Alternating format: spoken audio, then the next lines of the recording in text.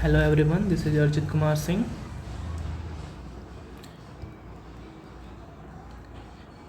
and I am a second year MBBS student at Medical College in Kolkata. Okay, let's start with the chapter which is frog.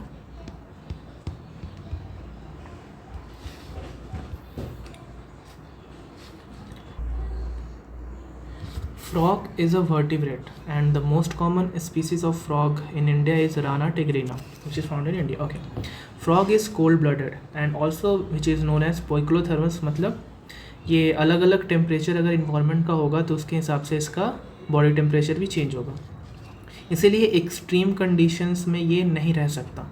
ठीक है, इसीलिए ये क्या करता है, aestivation भी करता है और हाइबरनेशन भी करता है, मतलब समर स्लीप और विंटर स्लीप दोनों करता है. तो इसीलिए ये मॉडरेट टेम्परेचर जब रहेगा यानी रेनी सीजन उसी समय ये बाहर आ सकता है. ठीक है, और ये कैमोफ्लेज और मिमिक्री भी शो करता है, मतलब इन्वायरमेंट का के हिसाब से अपना कलर भी शो करता है. कलर के हिसाब से इसका अगर देखें तो अपर रीजन अगर देखेंगे इसका डॉर्सल रीजन जो होता है वो ऑलिव ग्रीन होता है और इसका जो वेंट्रल रीजन होता है वो पेल येलो कलर का होता है. ठीक है, और मेल के अंदर कोपुलेटरी और नप्शियल पैड प्रेजेंट होता है जो कि कॉपुलेशन में हेल्प करता है फीमेल फ्रॉग के साथ, और फोकल कॉर्ड्स भी प्रेजेंट होता है जो कि फीमेल में प्रेजेंट नहीं होता, इस रीजन में वोकल कॉर्ड प्रेजेंट रहता है. ठीक है, और एक चीज़ अगर देखें तो फ्रॉग के केस में इंटरनल ईयर्स आइज़ जो है काफ़ी ज़्यादा डेवलप होती है, लेकिन सेंसरी पैपिला जो कि सेंस ऑर्गन्स है, मतलब टच के लिए, टेस्ट बड टेस्ट के लिए और नेजल एपिथेलियम स्मेल के लिए, ये तीनों जो है वो इल डेवलप्ड हो गया, मतलब ओनली सेलुलर एग्रीगेशन इसके जगह पे प्रेजेंट होगा, बाकी इंटरनल ईयर और आइज़ वेल डेवलप्ड होंगे. डिजिट्स के केस में देखेंगे तो इसका हाइंड लिम्स जो होता है के अंदर 5 डिजिट्स होता है और 4 लिम्स के अंदर इसका 4 डिजिट होता है. ठीक है, तो 4 लिम्स से 4 याद कर लेंगे. ठीक है, एक और चीज़, इसका इस रीजन में एक थर्ड आई प्रेजेंट होता है जिसको पीनियल आई भी बोलते हैं. ठीक है, वो वेस्टिजियल थर्ड आई है, वो काम का नहीं है, लेकिन किसी क्वेश्चन पूछ सकता है कि थर्ड आई को क्या बोलते हैं, तो वेस्टिजियल पीनियल आई है इसका. ठीक है, ब्रो स्पोर्ट्स भी कभी कभी बोलते हैं उसको. ठीक है, मॉर्फोलॉजी की अगर बात करें तो हेड एंड नेक में इसका डिवीज़न होता है. उसके बाद नेक एंड टेल जो है एडल्ट में तो एब्सेंट होता है, लेकिन लार्वा के केस में नेक एंड टेल प्रेजेंट होता है जिसके कारण वो स्विम कर सकता है. ठीक है, लार्वा के अंदर कुछ और इम्पॉर्टेंट पॉइंट है जो मैं लास्ट में बताऊंगा एक्स्ट्रा एज में. ठीक है, अभी देखते हैं निक्टिटेटिंग मेम्ब्रेन जो प्रेजेंट होता है आइज़ के ऊपर देखेंगे तो यहाँ पे निक्टिटेटिंग मेम्ब्रेन प्रेजेंट होता है, ये वाला. ठीक है, निक्टिटेटिंग मेम्ब्रेन प्रेजेंट है, और उस हिसाब से टिम्पैनिक मेम्ब्रेन भी इसके अंदर प्रेजेंट होता है. ईयर के केस में एक्सटर्नल ईयर प्रेजेंट नहीं होता है, लेकिन टिम्पैनिक मेम्ब्रेन प्रेजेंट होता है. ठीक है, वोकल कॉर्ड से अपना क्रोकिंग साउंड प्रोड्यूस करता है. इसके अंदर थंब एब्सेंट होता है, जो कि बोले कि थंब किस में होता है, फोर फिंगर्स में होता है, तो 4 लिम्ब में थम्स एब्सेंट होने की वजह से इसका 4 डिजिट्स होता है. थंब की जगह पे क्या प्रेजेंट होता है, कॉपुलेटरी पैड्स प्रेजेंट होता है. ठीक है,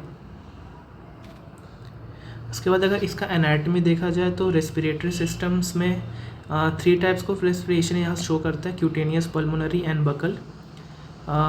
टैडपोल के केस में गिल्स प्रेजेंट होता है तो वो गिल्स के थ्रू भी रेस्पिरेशन करता है, लेकिन क्यूटेनियस रेस्पिरेशन ये कब करता है, एस्टिवेशन और हाइबरनेशन के समय ये क्यूटेनियस रेस्पिरेशन कर रहा होता है, और जब वाटर में होता है तब भी. लैंड पे जब रहता है तो पल्मोनरी रेस्पिरेशन करता है, और बगल कैविटी के रेस्पिरेशन में भी लैंड पे जब रहता है तब भी बगल कैविटी से रेस्पिरेशन करता है.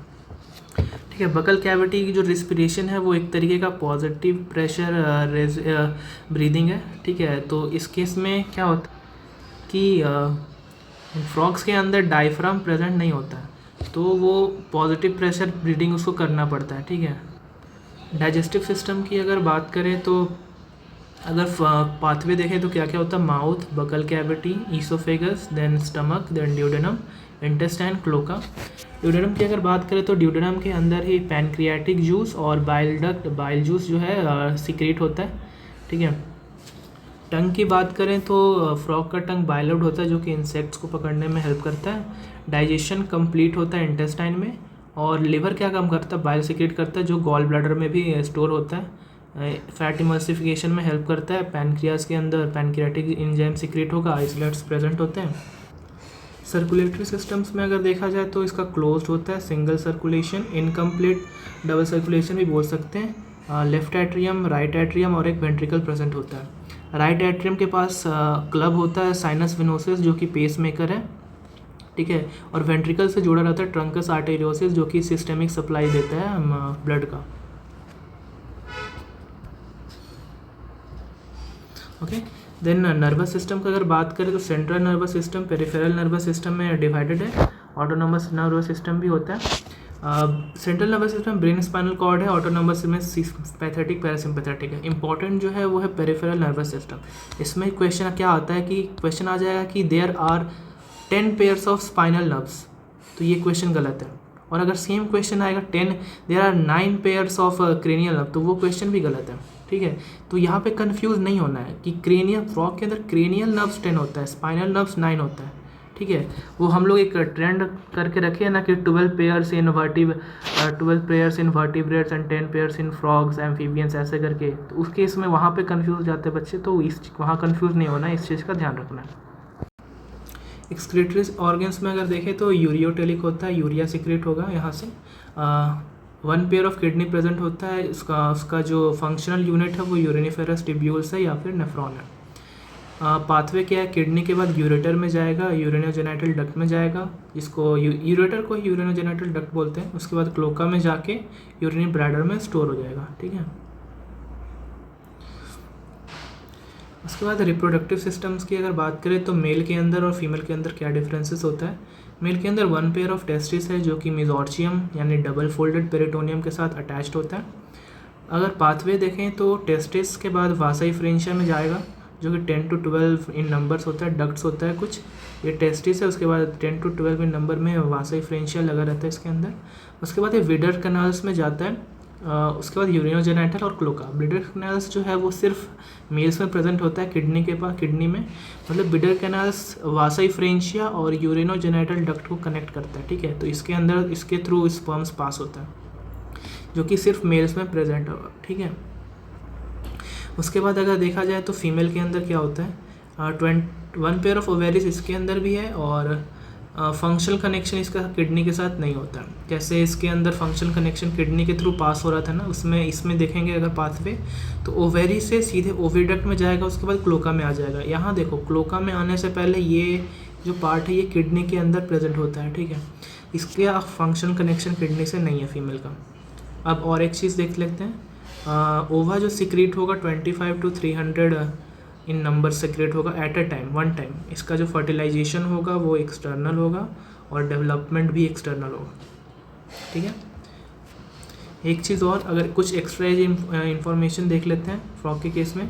डायफ्राम अगर जो होता है फ्रॉग के अंदर वो एब्सेंट होता है, इसलिए इसके अंदर पॉजिटिव प्रेशर ब्रीदिंग होता है। बकोफेरेंजियल रेस्पिरेशन जिसको हम बोल रहे थे वो इसके अंदर प्रेजेंट होता है। क्योंकि देखो लंग्स के केस में क्या हो रहा है कि अगर ये लंग्स है अगर, तो अगर डायफ्राम प्रेजेंट नहीं होगा तो ये लंग्स ऊपर की तरफ, मतलब इनहेलेशन और एक्सहेलेशन नहीं होगा। ये ह्यूमन के केस में होता है ऐसा। लेकिन अगर लंग्स डायफ्राम प्रेजेंट नहीं है तो ये केस नहीं होगा। तो हमें यहाँ से एयर को फोर्सफुली अंदर भेजना पड़ेगा और फोर्सफुली बाहर निकालना पड़ेगा, ठीक है। तो इसलिए इसके अंदर पॉजिटिव प्रेशर ब्रीदिंग होता है, ठीक है। और एक चीज़ देख लेते हैं, टैडपोल जो लार्वा होता है वो हर्बीवोर्स होता है। तो इसका हर्बीवोर्स के केस में क्या होगा कि इंटेस्टाइन को और एलिमेंट्री कलान को बड़ा होना पड़ेगा, ठीक है। इसीलिए एनसीईआरटी में एक लाइन है कि रिड्यूस, तो रिड्यूस इसलिए लिखा है क्योंकि इसके पहले लॉन्ग था, इसलिए उसको रिड्यूस्ड बोला गया। अब स्कल फ्रॉग के केस में देख लेंगे कि डाइकोंडाइलिक टाइप होता है, ठीक है। अब एनसीईआरटी में भी कुछ इंपॉर्टेंट चीज़ें दे रखी हैं कि जैसे कि हाइड्रा का केस है कि नंबर ऑफ़ सेल्स थाउजेंड्स में है, ह्यूमन के केस में नंबर ऑफ़ सेल्स जो है वो बिलियंस में नंबर है, ठीक है। कुछ डेफिनेशन दे रखा है टिश्यू का। और डिसर्नेबल एक मीनिंग यहाँ वर्ड आया है जो अच्छा वो एक वर्ड है, इसका मीनिंग होता है नोटिसेबल, मतलब इवोल्यूशनरी ट्रेंड हम लोग के अंदर नोटिस कर सकते हैं, ठीक है, जैसे जैसे डेवलपमेंट हो रहा है। फ्रॉग जब स्टार्ट होता है तो यहाँ एक क्वेश्चन बन सकता है कि both land and in fresh water, यहाँ अगर सॉल्ट वाटर देगा तो यहाँ एक क्वेश्चन एक बन सकता है। मोस्ट कॉमन किसके पीछे ये सब तो कवर कर लिया हम लोग, मिमिक्री भी कवर हो गया। यहाँ पे जैसे यहाँ पे यहाँ एक क्वेश्चन बन सकता है कि जनरली ऑलिव ग्रीन, अलग अलग कलर भी हो सकता है लेकिन जनरली ऑलिव ग्रीन, यहाँ अगर मोस्टली लगा देगा तो ये स्टेटमेंट गलत हो जाएगा। यहाँ डार्क इरेगुलर स्पॉट है, यहाँ यूनिफॉर्मली पेल येलो, इस केस में भी अगर यूनिफॉर्मली के अगर इरेगुलरली डाल दे तो ये भी स्टेटमेंट गलत हो जाएगा, और यहाँ इरेगुलर के जगह अगर रेगुलर डाल दे तो भी गलत हो जाएगा। ठीक है, तो ये सब पॉइंट्स ध्यान रखने। एनाटमी केस में ये एक डायग्राम इंपॉर्टेंट है, ये देख लेना, ये डायग्राम से लेवलिंग पूछ सकता है, इसके अलावा और कुछ नहीं पूछेगा अगर डायग्राम बेस्ड क्वेश्चन आया तो। ठीक है, एक चीज़ ध्यान रखना कि आरबीसी जो है वो न्यूक्लिएटेड रहता है फ्रॉग के केस में, ये मेल जेनेटल है और ये फीमेल जेनेटल है। ठीक है, उसके बाद समरी में एक और चीज़ दिया था कि इंडियन राना टिग्रीना को इंडियन बुलफ्रॉग बोलते हैं। ठीक है, ये कि इंपॉर्टेंट पॉइंट है, अगर राना टिग्रीना नहीं दिया तो इंडियन बुलफ्रॉग भी आप टिक मार सकते हैं। ठीक है, राना टिग्रीना अगर नहीं है तो इंडियन बुलफ्रॉग भी आप टिक मार सकते हैं। ठीक है, ये सब डायग्राम देख लेना अगर आया तो, डायग्राम एक क्वेश्चन में, इसके अलावा फ्रॉग में कुछ नहीं है। Thank you. टेलीग्राम में हम ये सेंड कर देंगे PDF, आप देख लीजिएगा। ठीक है, ये फुल PDF है नोट्स के साथ।